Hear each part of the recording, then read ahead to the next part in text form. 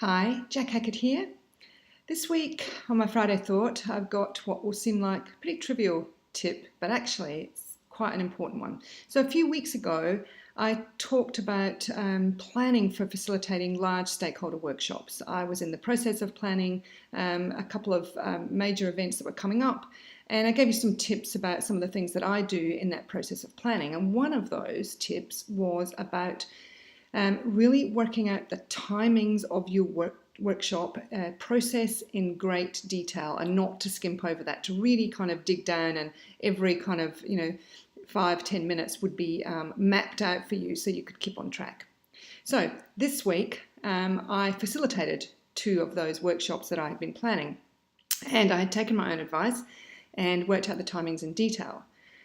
But of course, what you need in order for that to work is you actually need access to a clock when you're in the room. You need access to, ready, available, what is the time, all the way through the workshop. And you would be really surprised, I'm always really surprised, by how many of these venues just do not have a clock in them. In fact, hardly any of these venues have a clock that's visible in them. So, if you're like me, I don't wear a watch anymore. I mean, lots of us don't. I carry an iPhone. That's what I use for time. But, that doesn't work in a workshop setting.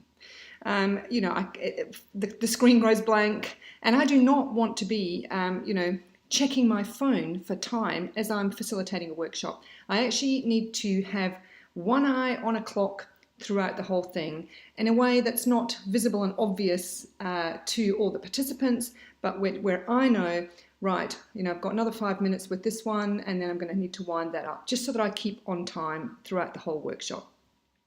So, because the venues don't have a clock, and because I don't wear a watch, I actually include an old watch in the little, pencil case of things that I always take to workshops. It includes my PowerPoint clicker and a few extra whiteboard pens, etc. And I have this old watch that I have in there. It doesn't even have a strap on it anymore, but it's a big face. I sit it on top of the desk in front of me. It's always kind of visible. Even if I'm kind of wandering around, I can wander back and check the time. It's really good. So that's what I did this week, and I opened up my pencil case and found that the watch battery had died.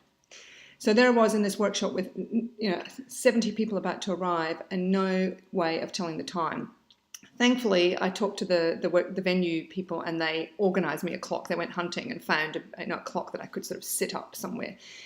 But it just made me think that would be a good tip to pass on to you, because I know it seems trivial, but it's actually not. It's actually a critical tool when I'm facilitating a workshop, that I know what time it is throughout the entire day.